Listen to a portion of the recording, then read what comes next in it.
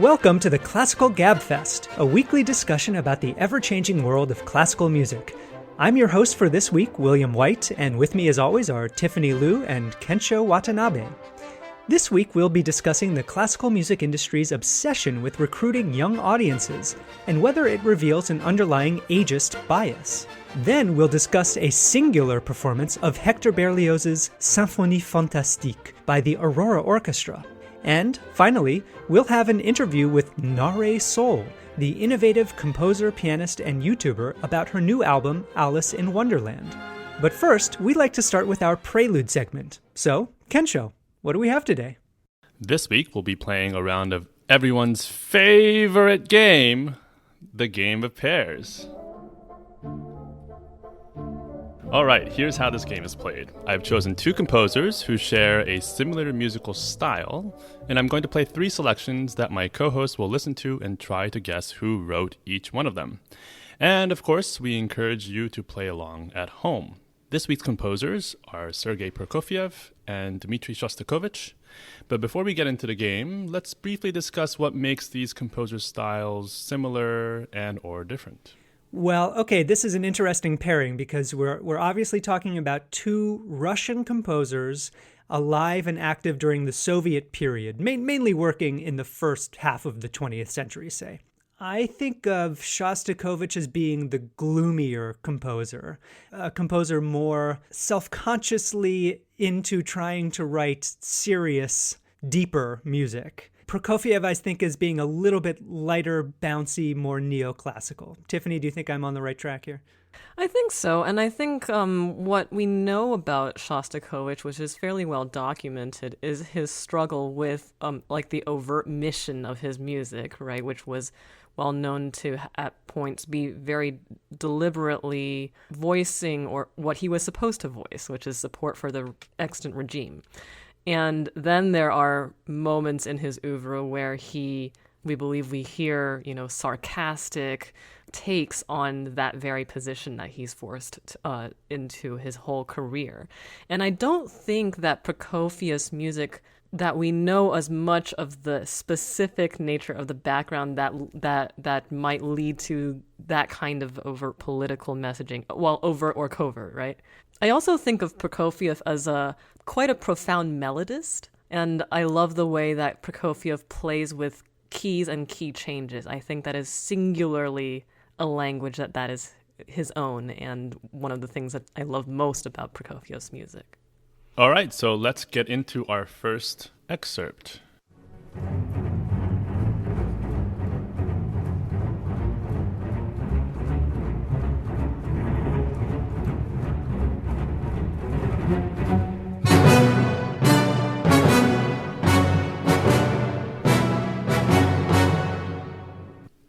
Initial thoughts. I hear this very obsessive motivic repetition in the low strings and an intensity, a ferocity of the sound. And we hear these big orchestral hits, almost like you would play on one of those keyboards where you just set it to orchestra hit, and so there's kind of a violence to this music. And for that reason, I would associate it with Shostakovich.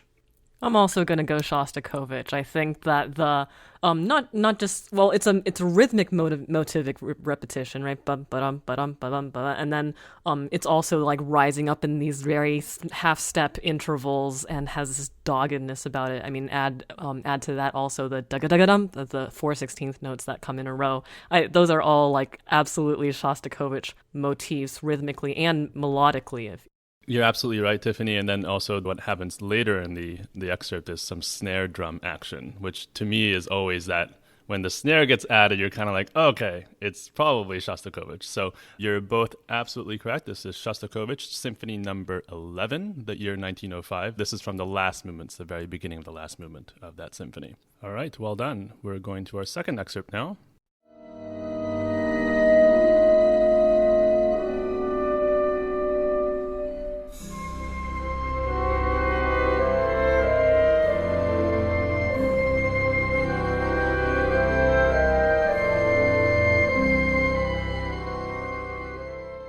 I hear a really creative blend of instruments here.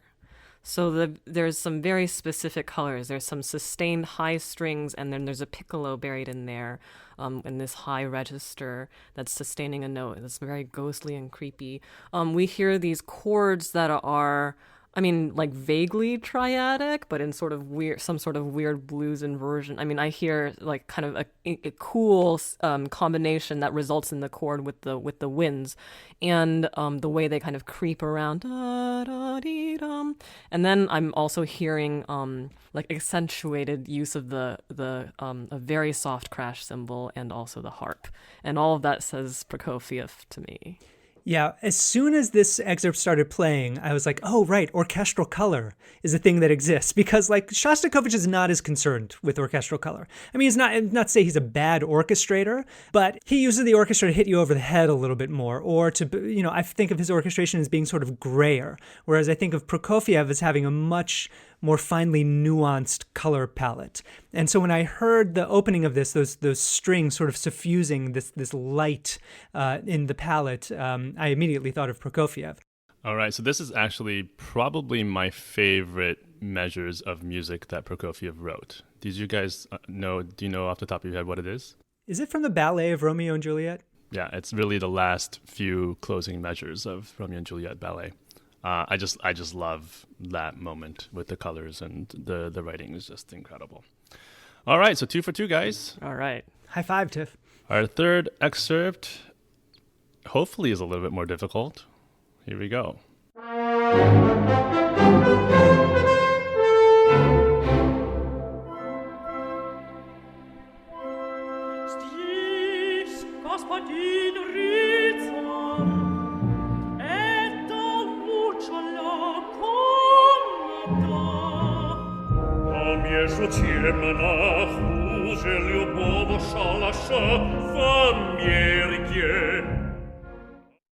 This is more difficult. This is more difficult because, I mean, we know that both composers wrote operas, but the reason that this is harder to suss out is that it really does have elements that I could imagine pertaining to either composer's musical voice. There was a sort of bounciness that I would more associate with Prokofiev. At the beginning, the melodies reminded me, the instrumental melodies in the accompaniment reminded me a little bit more of, say, like Prokofiev's Fifth Symphony. But then there were colors in there that were redolent of Shostakovich. And just off the top of my head, I don't know that I can think of an opera in Russian by Prokofiev. But now, well, War and Peace, maybe. Is Love for Three Oranges? Love for Three Oranges is by Prokofiev, but yeah, right? But I don't know what language the libretto was originally written That's in. true. It was premiered in Chicago. Mm-hmm. Not to say that there can't be a version in Russian. Mm-hmm.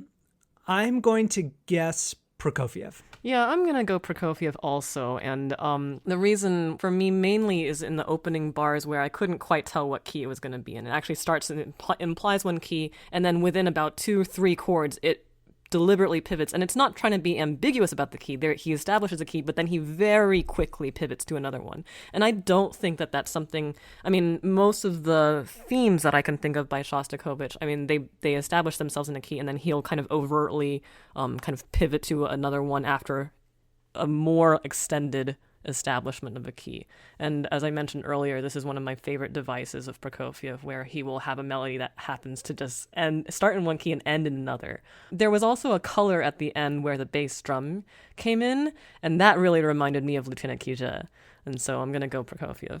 Very good ears, both of you. This is from Prokofiev's opera, The Fiery Angel, and it's the opening measures of that opera. Well done. This I thought was going to be very difficult, but you all just cruised right through. Well done. We're smart. Well, if you say so. That just about does it for this week's Prelude segment, but before we wrap up, we'd like to put out a call to our listeners. We're planning on doing a listener-generated Name That Tune, so we invite you to try and stump us. Check our show notes, where you'll find a link to the forum where you can upload a 30-second unidentified piece of classical music for us to try to identify. And with that, we move on to our first topic. Tiffany, what do you have for us? Okay, guys. Let's talk about age. Specifically, what to make of it in our industry. This is a question just about as old as our genre itself. Will is fond of calling himself our resident old person here on the Gabfest, but I'm sure we can all appreciate that there's a touch of irony there. In the Symphony Hall, we, the three of us, are all likely to be well below the median age of the audience. As just about every arts and music news outlet has documented the quote-unquote graying of audiences and the impending collapse of classical music, many other people have seen a more complicated picture in that demographic data. For instance, correcting for the aging of the population as a whole accounts for a significant proportion of the overall rise in average concertgoer age. Plus, there are a lot of cultural, economic, and other industry external factors at work, right? So is it orchestra's jobs to, quote-unquote, get with the times by redefining themselves in order to attract youthful audiences?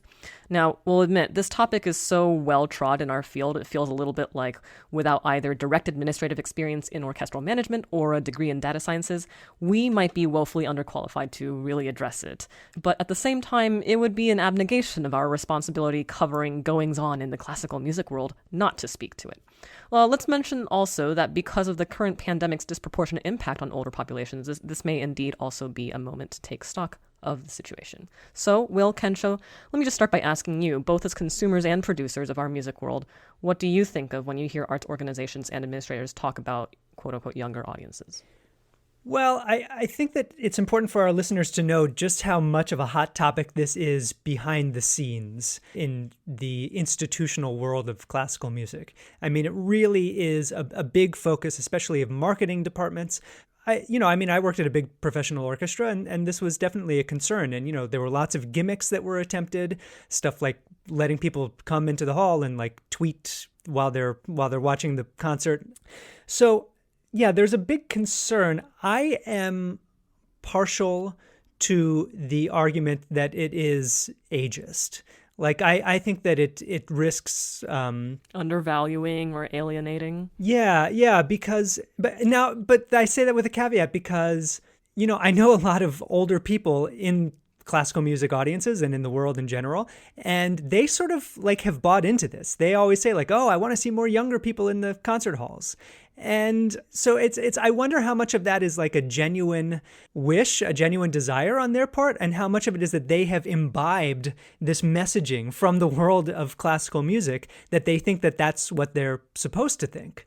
Well, it's a question of relevance, first of all, right? This idea of we need to bring in younger audiences means we need to be more relevant to that age group or demographic or community. At the same time, I think that saying that we're going to cater to younger audiences is very much a cop-out to the alternative, which is we are going to cater to our community and reflect what we do with the things that are the people that make up our community. So it's not just younger people that we need to be targeting. We need to be actually going into underserved communities and all those things that require a little bit more work than just doing a social media post and trying to get younger people into the hall. I think that it's saying, oh, we need more younger people is very much kind of a half-assed way of saying, well, we need to be more relevant in our community. Mm-hmm. And do you think that leads to something that Will said about it resulting in a lot of gimmicks, possibly? Yes, and also the fact that these gimmicks are coming from a place where the people, let's say, that are organizing these things haven't really gone out to talk to these people either about what it is that you would like to see in a concert hall. Because of the way our orchestral institutions are structured, we're catering so much to a very, very, very small percentage of people that make up our board or our major donors. And we talk to them all the time about what they would like to see on stage, but we don't take the time to ask the people that we do want to bring into the hall. We keep saying that and having that kind of direct line of communication with the people that we are trying to attract to the hall. So this all kind of falls into these gimmicky things as well, because it usually is coming from a place of less information. So let's look at this from the perspective of like an arts administrator or somebody whose job it is to get more people into the hall. And here I want to pick up on something that KENSHO said, which is that like it's an incomplete picture if we're just looking at age. One person who I really love to read in the world of classical music is this guy Andy Doe. Have you guys ever come across him? He used to run the classical store at iTunes. I mean, we're talking many years ago, and he's done a lot of stuff in the recording industry. And one thing he says is that like people in this industry are working from a deficit of information. And so demographics end up being sort of the best tool that they have. But I've been thinking a lot about this with my current organization. And we got really into this idea, this little committee that I was working with, about not looking at demographics, but looking at psychographics, which sounds like very demonic and like scary and Big Brother. But really, the idea is this music appeals to a certain kind of intellect, let's say, or a certain kind of people who are looking for a certain kind of experience. And that cuts across ages, races, genders, a lot of different things. I mean, it might be people who like complexity and who like history and who like the certain sound world. And so one thing that Andy Doe says is like, when you ask people to fill out a demographic survey, the one thing that you're not asking them is, why did you come to this concert today? Right. Why did you seek out this experience? And that's, if you're from the perspective of an administrator or a marketing person, that's the question that you want to have answered, because if you target towards that, then you are naturally going to get a wide swath of people coming in through the front door. Well, yeah, and to refine something that you just said, it's not a deficit of information. It's an inability to look at the data that you do have, or maybe just a collection of the wrong kind of information, right? Which is also what you were getting into. Here's another angle on this, and this comes from Stephen Huff's book, Rough Ideas. This is this British pianist. And he says, and I wonder what you guys think about this, that he firmly believes that classical music is something that people mature into, an appreciation of classical music, and the experience of going to see a classical concert. Because, maybe when you were young and you wanted to go to like some rave out in the park, some like EDM festival or whatever, that was a lot of fun when you were like, 19 years old. But when you're, 59 years old, maybe you want something that's a little bit like calmer and more reflective and that brings you in and that inspires this sort of internal thought process and this theater of the mind and music that engages you more on the intellectual level rather than, say, the bodily level. I mean, I think classical music can do both, and maybe EDM can do both too. But are you guys what do you think about that concept? If what you need, and I actually firmly believe this, is if what you need to enjoy the concert hall experience is just space and time, then that does seem to speak very clearly to an older demographic. And I don't think that there's anything wrong with that, especially as we well know that actually the older portion of the population is growing very sizably. Like another thing, if I were going to look at this issue from the perspective of a administrator of a chamber music society or a choir or an orchestra, I would think, okay, we do really well with old people. We should try to do better with all old people. Old people are a renewable resource. There's always going to be more old people. So, if in any other industry, there would not be so much focus on trying to reach the people that you're not reaching. It would be trying to reach the people who, more of the type of people that you're already reaching. So from just like a pure Machiavellian business strategy point of view, like, maybe classical music should be trying to reach more old people. What do you feel about when people say we need to cultivate the audiences of tomorrow by getting in with the younger people now, because they are going to become the old people that do give to the orchestra? And furthermore, my experience in those kind of young persons programs in big orchestras, they're very targeted. Yes, we're getting young people, but they're targeted to the iBankers, the lawyers, and the doctors of that area. The rich young people. The rich young people, and again, the supposed like intellectual group of young people. And so, I mean, it doesn't matter what city I'm in. If I go to a young person's event, that is the demographic and that is the vibe that I'm walking into in terms of that room. So again, it's this idea of, well, those people are worth our time to reach because they're the ones that are going to have the money later on to give us, rather than saying, well, we want it to be accessible to as many people as possible too. So I'm on this. I'm very much like almost militant about the fact that this is just even in the spirit of accessibility, we're still being exclusive, and I think that's a problem. Well, let me just say one more thing about this, which is that I think that this is a much bigger society-wide problem. Yep. This concern about not replenishing our stock of classical music lovers. Because where are classical music lovers going to come from? I mean, the theory is always that you inoculate people when they're young. You know, you get them playing an instrument in school, you get them, you know, going to a general music class, and then, you know, maybe they'll sort of like branch out, you know, when they're in their early 20s and they just want to be going to bars and stuff. And then when they get, you know, a little bit older, they have more time, they have more reflective, or they want more reflective space, then they will come back to you. So I am partial to that way of thinking. I do think that a tangible, kinetic history with this music is something that does make people fall in love with it. It's not always what makes people fall in love with it, but I do think that if we have more music in schools in general, then that's a good thing. And here's where I think that there's a problem in the industry, especially if we're talking about the big orchestras. Should big orchestras be doing educational outreach? Yes, of course, 100%. We talked before about the limits of what happens when you bring 1,000 kids into the concert hall and you have them screeching and playing on their stupid recorders, that's maybe not the most effective way to do it.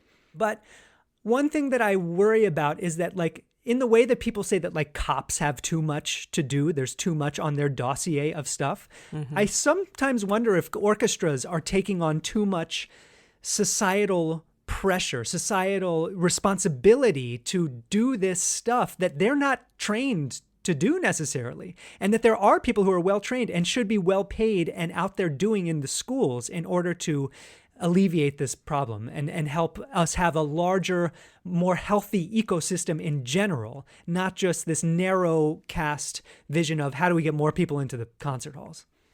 That's right. And, you know, if I may chime in on that, it's just, I mean, many other countries in the world have taken care or not, you know, addressed this problem by admitting that in a strictly capitalist world where you make all arts organizations earn their keep just by dint of their, you know, being able to survive on a commercial basis, you know, balancing their budget, what you're going to end up with is just beholden to that number. And we, I think, as a society, ought to recognize, and many countries in the world do, that art has a value to society that should actually be free of those kinds of concerns. Like, not all art is going to be able to stand on its own commercial 2 feet, but that doesn't mean that it doesn't deserve to exist. You know, I often think about the tremendous benefits that I've got in my own life from being involved and making a life in classical music. I've gotten to go all sorts of places all over the world, see things, experience things. But another thing that it has given me is relationships with people up and down the generation spectrum, you know, where we are meeting as equals and, you know, comparing notes from our different life experiences. But it's like it so transcends age, an enthusiasm for a discipline, an art form, a hobby like classical music. And so I have friends who are in their 80s and 90s. I have friends who are in their teens and 20s. And it doesn't matter, you know? So in a perfect world, I think that the rest of society would look at classical music and say, what is classical music doing right that brings people together, that doesn't just hide old people off in these retirement homes and we never want to see them, that brings them into the light and brings them into contact with lots of people of all different ages and generations. I think that wraps up this topic for now, admitting that this is a very, very large topic, and I'm sure we'll return to it many times. Before we move on, we have a bit of homework for our GabFest listeners. Over the next weeks, the three of us are going to be reading Alex Ross's new book, Wagnerism, and we'll be doing periodic mini-segments to talk about what we've read. So if you want to join us on this quest, now would be a great time to acquire a copy for yourself. With that, let's move on to our second topic. KENSHO, what do you have for us? For our second topic today, we have the first installment of the Classical GabFest Concert Club. Much like the CGF's Movie Club, we will be sporadically discussing concerts that have caught our ears and eyes as part of the series. First up is the AURORA Orchestra's performance of Hector Berlioz's Symphonie Fantastique at the 2019 BBC Proms. Berlioz's Symphonie Fantastique is a work intended to depict an artist's imaginary, opium-aided journey after experiencing the disappointment of unrequited love. It is a triumph of what we call program music, where the music is written to serve the story of the work. For the BBC Proms in 2019, the AURORA Orchestra presented the work as a piece of theater, with the help of a narrator impersonating the composer, elaborate lighting cues, and interesting headgear. We'll discuss some of the stagecraft and costumes, but before we go further, let's hear a clip. The beloved tune appears once more, but it has lost its character of refinement and diffidence. It has become nothing but a common dance tune, trivial and grotesque. It is she who has come to the Sabbath. A roar of joy greets her arrival. The bells toll and ceremony begins. A chorus chants the plain song sequence of the dead, and 2 choruses repeat it in a burlesque parody. Finally, the Sabbath round dance swirls. At its violent climax, it mingles with the Dies Irae, and the vision ends.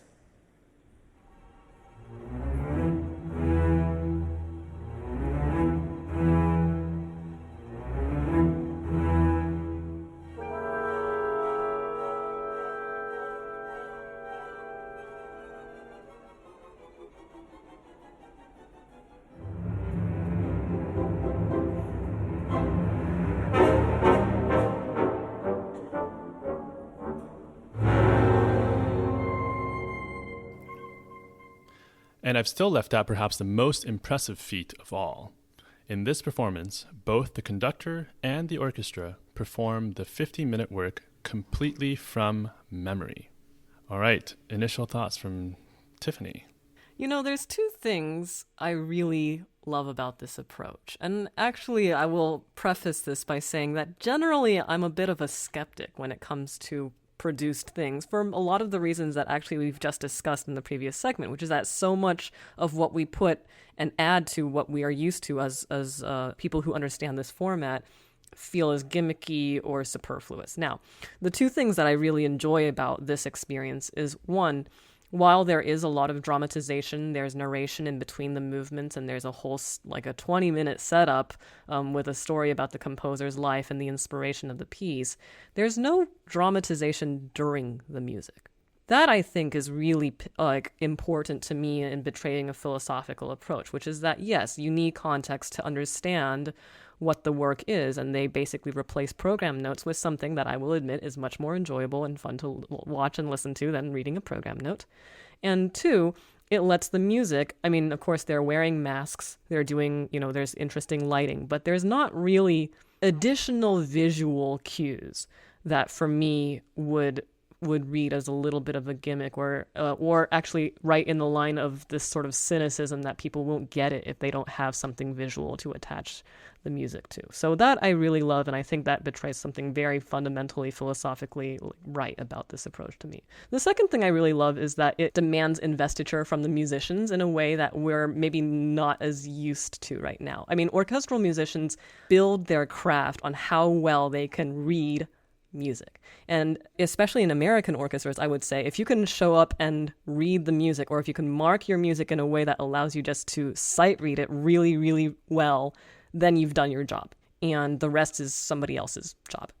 And I exaggerate, right, for effect, but this is not that far off from, I think, the cynicism that a number of orchestral musicians would demonstrate and the attitude towards their jobs. I mean, we're stepping away from this automated process with what the Aurora Orchestra does, and thus we're also stepping away from that long list of kind of writer contract demands that are made for standard orchestras that prevents them from being seen as part of the creative process. So, and I will admit that as somebody who has explored kind of alternative stagings, like, you free yourself up from doing so much by making them memorize things. Like, the first question when you're trying to do something funky with lighting was, well, how are the orchestra musicians going to see their music? And obviously I don't have to worry about this. So those are the things that I kind of enjoy and that I sort of actually wasn't expecting going into this experience. Well, let me weigh in a little bit with some context here, which is that this was a performance at the BBC Proms. So this is this annual festival that happens in London. It's like 50 nights long, at least, maybe even 100. It's a whole barrel of fun. I've been to the Proms one summer and went to 5 or 6 concerts there. And so there's all of these traditions. Like, it's standing room only in the big middle floor of the hall. It's this enormous hall. It probably seats like 5,000 people or something. So there's, people bring a picnic and they you go and you get your £5 ticket to like sit down in front and stuff. And it's very convivial. People want to talk to you. They want to like figure out, are you a promer or are you just like, is this your first time? So, they're bringing this kind of wildly theatrical performance to the right place. It's people who are very enthusiastic. They want to see something fun. They might be sitting like hundreds of meters away from the stage. So if you do something that's more draws them in, to what's happening on the concert platform more, that's a great thing. So you take the setting of the Proms, and then you add the fact that this is music of Berlioz. And, I think about Berlioz, what people need to understand is that, like, so often we have this cliche that music takes over where words stop, right? So that music is like more informing of emotion and this inner experience of life, and it gets to something that the literalness of words can't do. But Berlioz is like the opposite kind of a guy. He writes this music where it's like it's always on the verge of breaking into some kind of literal, literary announcement. He was a writer. He was a very literate guy. He loved the works of William Shakespeare. He's always trying to like infuse his music with very specific meaning and dramatic arcs. So, I think that they chose well in terms of the piece that they brought to this and where they chose to do this performance. One of the things that I was thinking about is, what are the advantages of having an orchestra memorize their music? Or is it just a gimmick? Is it just a gimmick that says, oh, look, this is so interesting, or this is so, let's wonder at how difficult that was for everybody to memorize their parts? Or was there an advantage for this particular performance or other performances for an orchestra to memorize their music? Yeah, and, to speak to whether it's a gimmick or not, it's like, I don't want to notice that they've memorized their music. If they've memorized their music and it happens to lend something to the experience, which is sort of what I was speaking to earlier, then that would qualify as a not gimmick for me and something that contributed substantively to the experience. I would say that the fact that they memorized it allowed them to be more in the dramatic moment. I imagine that counting 53 bars of rest feels a whole lot different when you have put in enough time to memorize. I'm not counting to 53. I'm thinking about what's happening during those 53 measures. And so I would say that the substantive experience of the orchestra musicians when you're memorizing work like this is really quite different. And I would love to pick the brain of one of the orchestra members to say, like, what is different about the way you experience the actual performance or the rehearsals. We should describe a little bit more for our listeners just what this concert was like. KENSHO, talk about the masks. So they're masks worn by the entire orchestra. The masks are white and they kind of cover the top half of someone's face. So it's kind of the direct opposite of the masks that we are. It actually only parts of the face that you don't cover are your nose and mouth. So they wouldn't be so useful now. But they're white masks that cover the top half of your face, and they have two kind of horns. And I would say the face is kind of like fox or wolf-like. Well, there's different animals. There's like stags, there's wolves, there's foxes. They've got a very Donnie Darko vibe. Yeah, and then they have some like, blood or something coming out of the eyes. Yeah, they have like dripping. It looks like it could be blood or dripping mascara somehow. The idea being, of course, for our listeners who are maybe a little bit less familiar with the piece, that these are the beasts in the woods that are taking part or dancing around the witches' Sabbath revelry that is happening, and the fact that the last, this is what happens in the last movement, and the masks go on in the interval in between the fourth and the fifth movement, and the fourth movement is of course about something not entirely different, but a different dramatic event. And the lighting too for this movement is like this kind of blood red, dark lighting that also creates a certain atmosphere. It was legitimately creepy AF, quite honestly. Yeah. And then And then, they do these little theatrical things where, like, the bassoon, when the Dies Irae theme, the famous, the Roman Catholic chant of the dead starts playing in the low brass, then, like, all of the orchestra members sort of, like, creepily turn their faces towards the tuba players, and it's like they have this dead look with these masks on. It like sent a little bit of chills up my spine, quite honestly. Yeah, it's really creative, and like, again, it's not like they're imposing a visual substitute for the orchestra, on top of the orchestra. There's not a big screen that comes down and everyone's looking at that instead of the orchestra. Like, this is the orchestra doing these elements, and they're not dramatizing what's going on. They're just evoking it, in ways that I think are very respectful to the fact that you're there to see a musical concert. Let me also like mention, like, can you imagine another orchestra with a normal contract in place that would have been cool, wearing masks and performing in half light without, like, a whole another job's worth of work of people, like, running around putting stand lights on for people? I mean, no, and this is where we have to talk about what is the Aurora Orchestra. I mean, it's a young new group. It started in 2005, sort of an offshoot of, I think, the Youth Orchestra of the UK or something like this. And this is directed by one of the orchestra's founders, Nicholas Collin, and it just shows, like, this is what you can do when you start a new thing.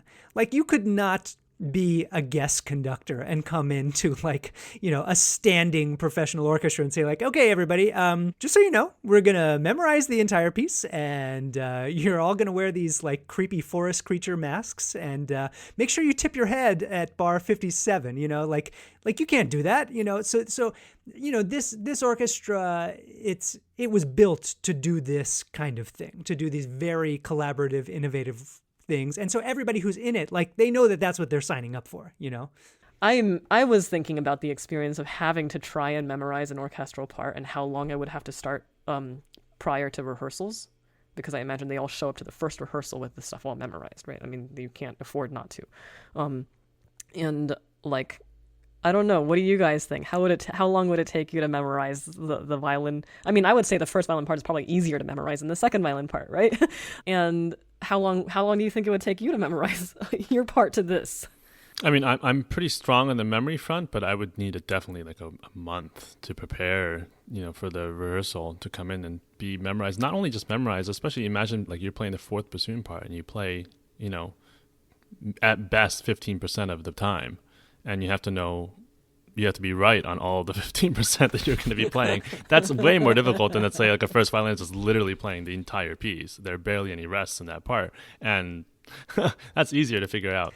What did you guys think of the guy playing Berlioz? Oh, I mean, for me, the character was not at all what I expected Berlioz to be. It was a little bit too, like, demure and, like, proper English instead of someone that is quite, where did that accent like, come enervated. Yeah, that was my one criticism of this thing, was that guy was not Berlioz. That he was not Berlioz enough. I mean, Berlioz is, like, this insane, obsessive guy who, like, dressed up in women's clothing to, like, chase down this, actress who he was in love with. I mean, that's like real life. Yeah, I mean, maybe we can link in the show notes too, but I mean, just the writings of Berlioz from, reflecting on his time when he was younger too. He fell in love with somebody that was way older than him when he was a really young boy and was just, like, head over heels in love. This person was quite, like, intense and passionate. Certifiably off his rocker. Yes. So, I mean, I was expecting someone to kind of embody that, especially with something that is as theatrical as his performance. What I loved about the memorization was actually how close everybody could play together. Just seeing the stage without any stands and just thinking about the footprint that takes up and how spread out the orchestra, and chairs, and how spread out the orchestra becomes. So when I think the opposite of what we're dealing with right now, really. Exactly. And I just was maybe getting nervous was watching it just because of the times, but also I just love that there was, I think even for us as conductors, when we're off book and we're memorized, we feel more connected to the music somehow.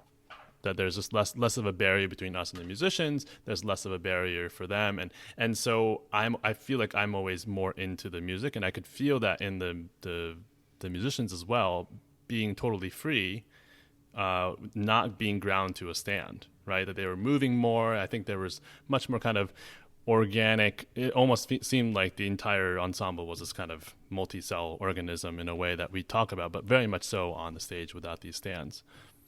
All right, so we'll wrap up by saying, if also for our audience, if you've seen similar performances online that you want us to check out for as part of this concert club, please let us know.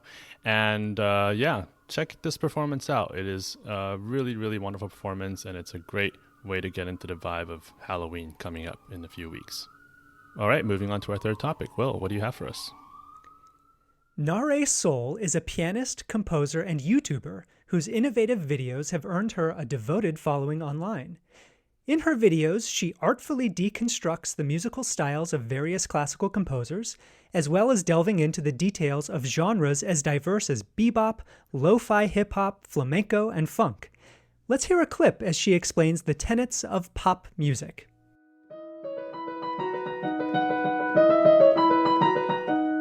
This was one of the first songs that I listened to, and the things that stood out to me first was the register.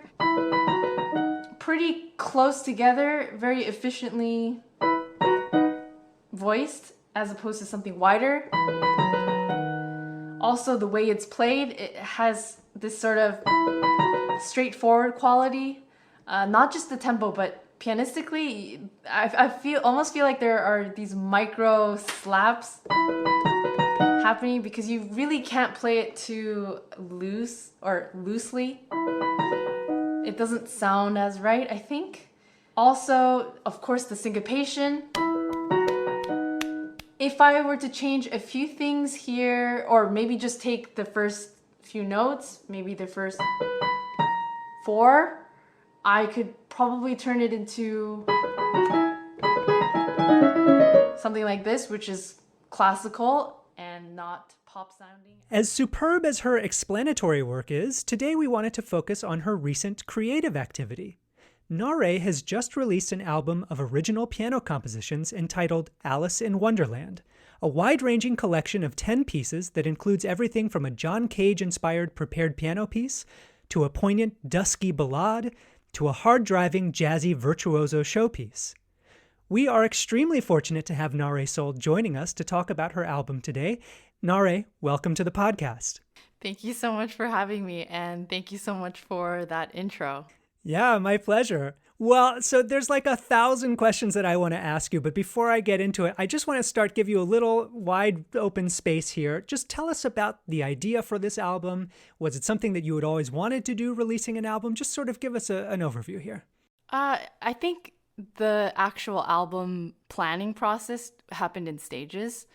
About 1.5 years ago, it actually started from people asking, do you have an album out? Are you planning to do one? So it kind of planted a seed in me, and I just thought, okay, that would be a really cool idea, but what would I put on it? Because I'm active as a pianist, but also as a composer, and sometimes I'm more classical than not. And so to do an album, you kind of have to decide what the music will be. So for me, I just started to think, okay, let's just decide first. And then I started writing, I think around that time, and revising works. And then it just became this long list of potential pieces that kept getting revised and just massaged. And then naturally it evolved into those 10 tracks.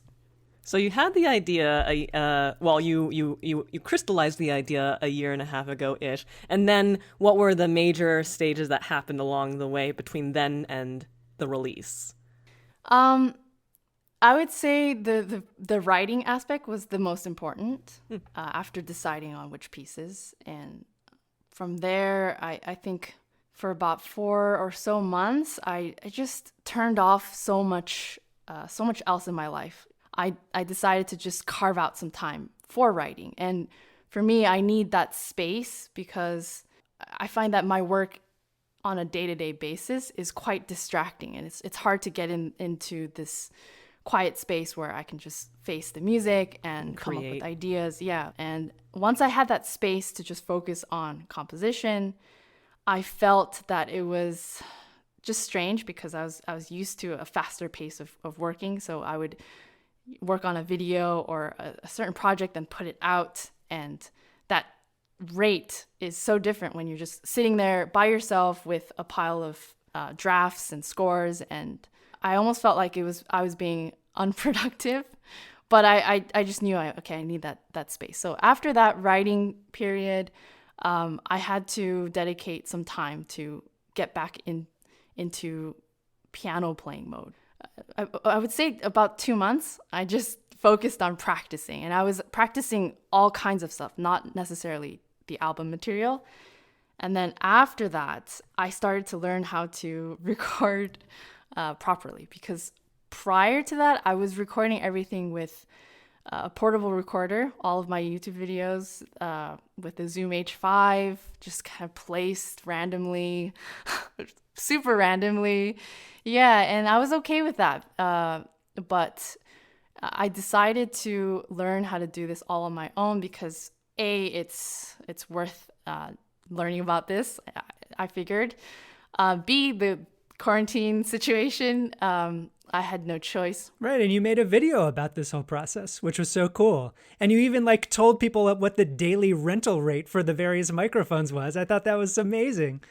It's funny that you mentioned that video because that was when I started to turn the camera back on, because some of the background stages when I'm writing, all of that, I did document some things for posts on, let's say, Instagram or non-YouTube video formats. But when I was starting to record, I just felt a little more open to start interacting with the camera, because even though I'm comfortable now with the camera, there's a certain part of you that gets turned on when the camera is rolling.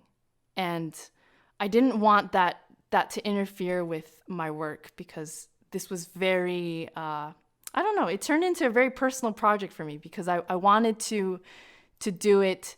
There's no right or wrong, but I just wanted to put in my best efforts.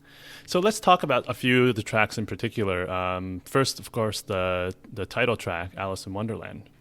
That took a very, very, very long time because it happened in multiple stages. At first, it came out of an improvisation from a project involving another friend of mine who is a clarinetist, but also a visual artist.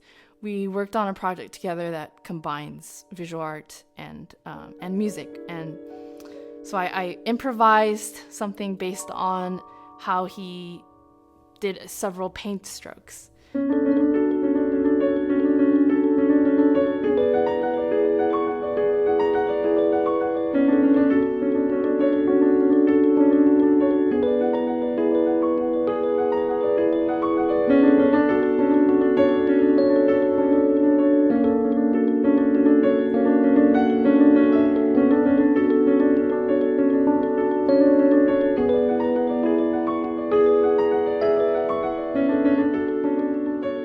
Kind of just sat in my hard drive, the footage from that concert, and I just knew that I wanted to revisit it because I really liked that sound of piano and Rhodes. At the time I was using more of a bell sound, but I knew that I would eventually make my way to pay attention to it as a compositional project.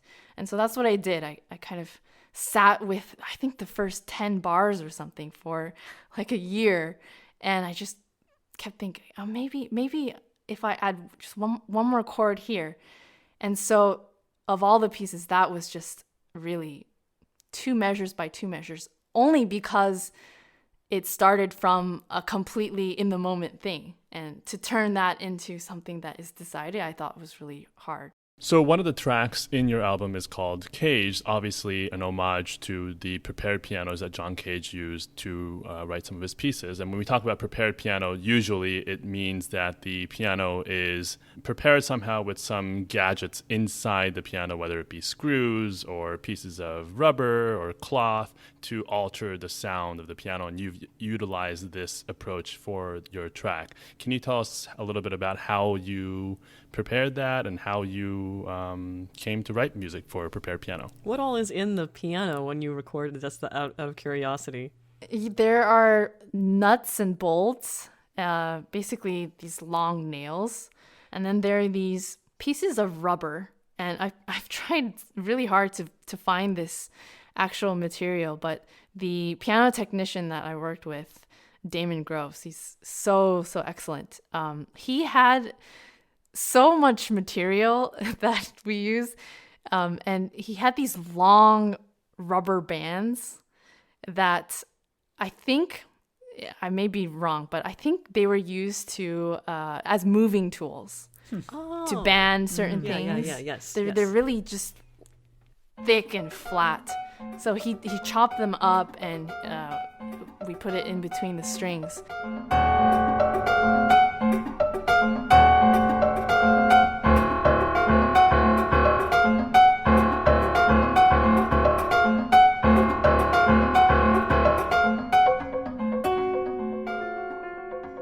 Caged was also something very immediate because prepared piano is not something that you can really, or at least for speaking for myself, it's not something that you just have access to and you can just practice on a prepared piano, right? It's what I did to prepare for that was I just started to write improvisational shells. So it's not necessarily a fully written out composition. So I'll have maybe several systems of ideas or maybe a rhythmic pattern, and then the day of the recording, I just used that template and whatever sounded good because I was reacting to, oh, this is what it sounds like on this setup in the moment. I just formed it. So it's sort of a semi-improvisation because the process for recording it wasn't just totally off the cuff. Like, let me just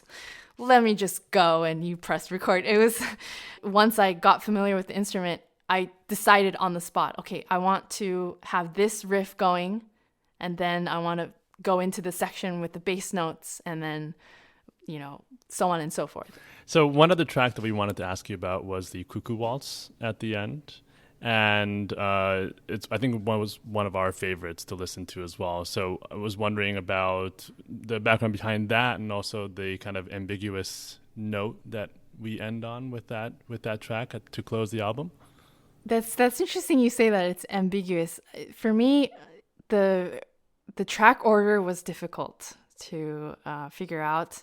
I think a big part of putting Cuckoo Waltz at the end was that it's much more grounded in terms of I don't know, the flow is just somewhat, it's kind of sits back and it's friendly, and I just wanted to end on that note. But there's a little disturbing quality about the harmonies, and that's what kind of drew me into continuing to write that piece.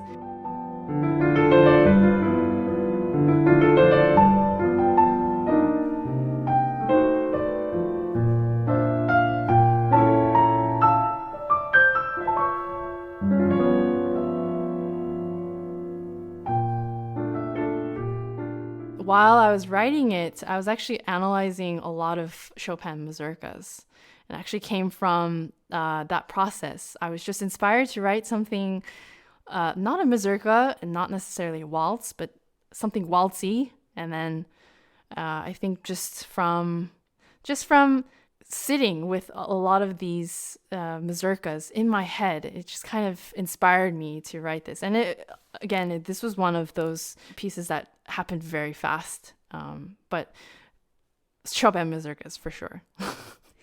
So let me ask you this, Nahre. You are obviously somebody who thinks very deeply about genre. You've done all of these videos dissecting genres. What is the genre of this album? Is there a genre of this album? I don't know. That's a difficult question. But the funny thing is, when I was uploading this for distribution to various platforms, you choose the genre, your primary genre, and then your secondary genre.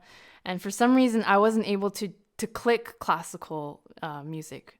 I think it has to do with the distributor service that I use. It's just all done online. And it just said sorry, you're not able to click that. Maybe there are separate regulations, or you have to be involved. You have to do it through a label. I have no idea. So then I started to think, okay, jazz, alternative, I don't know, world. You are part of the world. So I just, in the end, I chose jazz as the primary, and then I think I put world as the secondary. And that is only for this specific purpose. But to answer your question, I would say it kind of skates a line between classical music and new age / jazz / fusion, maybe.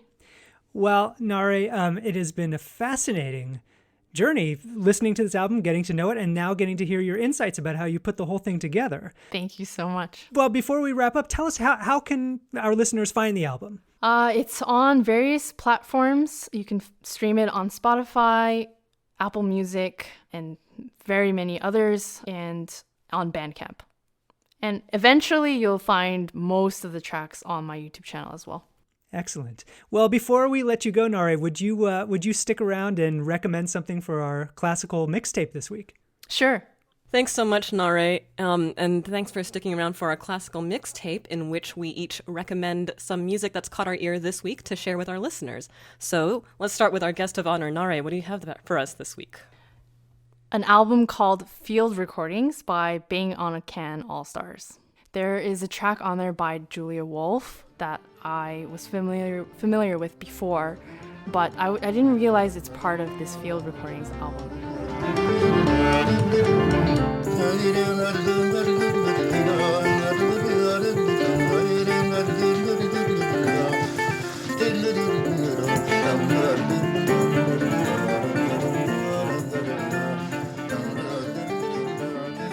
It's a mix of highly experimental tracks that, speaking of genres, it kind of floats between so many different genre possibilities, and it's quite anti-concert performance style.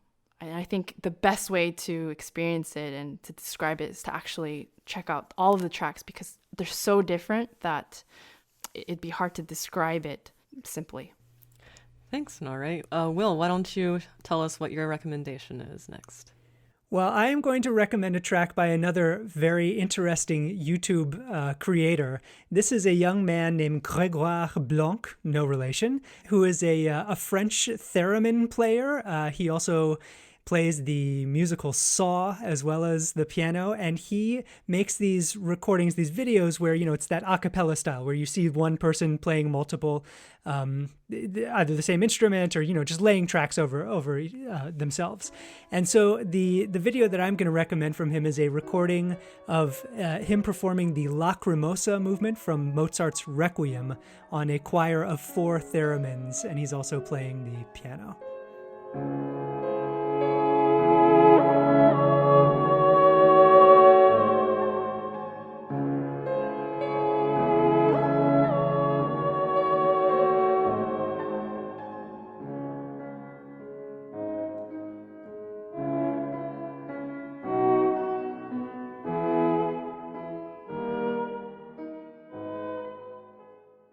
All right, KENSHO, you're up.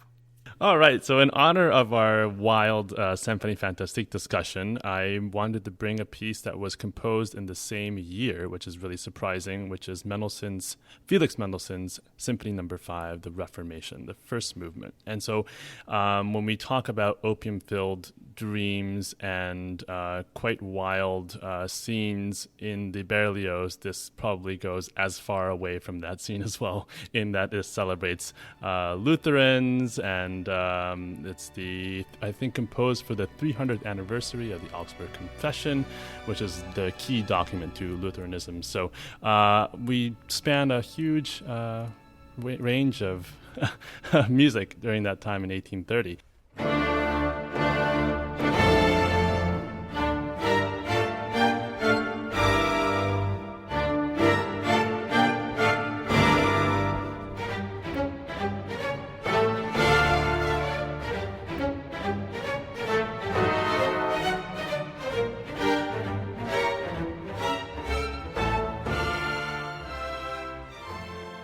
KENSHO, what is it with you? First it was Bruckner Mass, and now it's the Mendelssohn Reformation Symphony.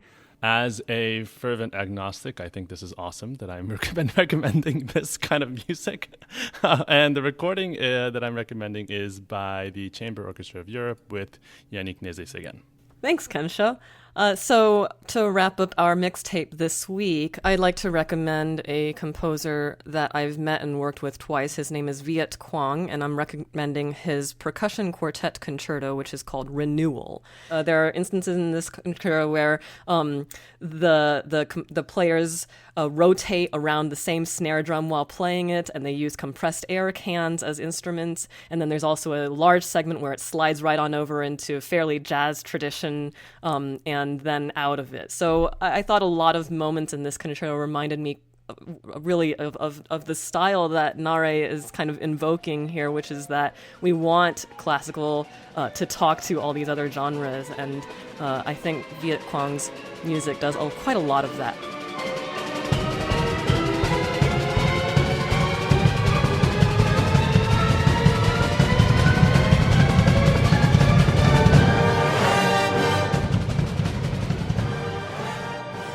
Tiffany, is this the concerto that starts out with people seated around a dinner table and they're just like clinking glasses for That's 5 right. minutes? That's so cool. I love that. I mean, people really need to go watch the video.